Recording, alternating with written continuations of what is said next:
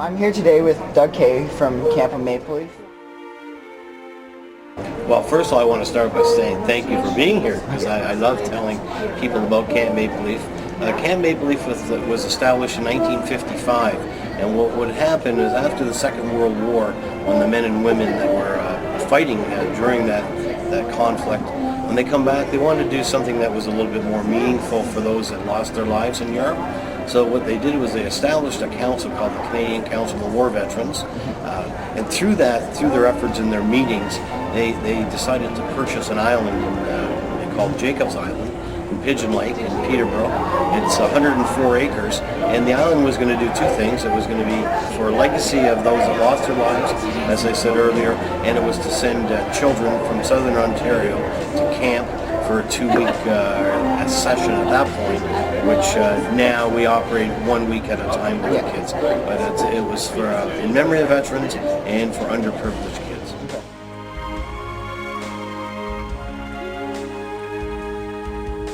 The kids that we deal with come from a variety of different situations, and many of them are vulnerable. They come from disadvantaged families. Some don't have fathers, some don't have mothers. So our whole camp is built on trust, team building, self-confidence, giving kids an opportunity to show that they do have some skills. A lot of kids that we have during the week come from situations where they could have been treated indifferently in their homes. So no, we make them feel that they're special, and everyone has certain skills that can carry on. A variety of referral agencies, with the camp being established in 1955.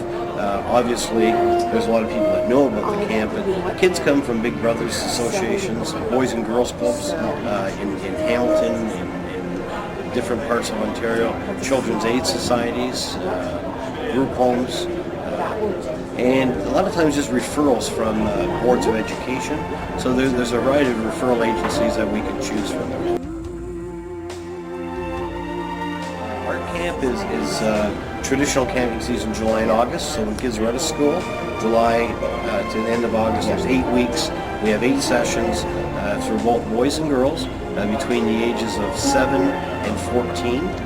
But we also offer leadership and training and counseling and training programs during that time. It all depends on me as the fundraiser every year, but we target anywhere between 500 and 550 kids through the months of July and August. Well, very much so. When you think of taking kids out of their element, their inner city, and giving them an opportunity they've never had before, it changes them instantly. There are kids that have never been on a boat or never been away, but we've been fortunate enough to see kids that have been campers and now that are working for us. They're employed. They've received their bronze medallions. They've been able to get some skills from they've knowledge now they're passing on to kids. So it definitely has made a huge difference. A lot of our campers now are.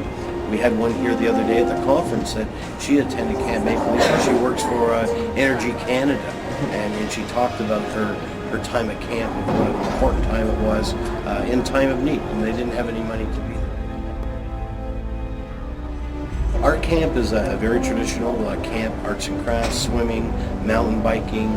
We have a rock climbing wall, archery, things that can be carried on. They can take their kids hopefully in the future, so it's not a huge expense. Yeah. Fishing is a big part of our program, canoeing, things that aren't real cost of, it's going to cost these young kids a fortune. Building a campfire. A lot of kids have not built a campfire, so we really like to keep it traditional camping style.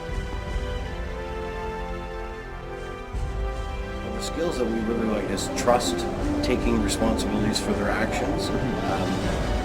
If they get angry, to be able to come and talk to someone about what their issues are all about. As I said earlier, a lot of these kids don't really have a lot of trust in people, so we really promote that being open and building their self-confidence in each camp. Well, we have a variety of things that we do internally. We have a major golf tournament every September. We have the Toronto Maple Leaf alumni host a golf tournament in our honor. We do in-house, we have a large pasta dinner acknowledgement night of our sponsors. There's grant writing, there's corporate approaches, like individuals make donations. Fund development makes up a variety of, you try and engage a variety of people in the community. And third-party events is a big part of what we do. We could have others raising money for us, or just making straight donations. Well, Camp Maple Leaf was gifted to Banyan Community Services, the organization I work for, in 1995. We were approached by, and there was only 3 of them remaining, 3 members of the Canadian Council, excuse me, of war veterans, to carry on their legacy, and they wanted to gift the camp to an organization that they knew and they felt comfortable with that would carry on this legacy and support kids. So it was really the Canadian Council that approached us. My personal career, I've worked in the field for some 33 years with kids and families, so it was a natural tie-in for me. Well, they can contact me directly, and you can give the information out. I can give you the number now if you want on air, or you can go to our website at BanyanCommunityServices.org and click on Camp Maple Leaf, and they'll find my name, Doug K, right there. They can volunteer at the camp. We're looking at work weekends, spring and fall. They host a third-party event. If they know of kids in their community that need an opportunity to go to camp, we can meet and discuss how we can raise funds to generate interest in their community and get those particular kids at camp. Or they could just volunteer at a golf tournament. There's a variety of ways we could actually use their skills and volunteers. Well, thank you, and it was a pleasure, and hopefully we'll see you at camp sometime.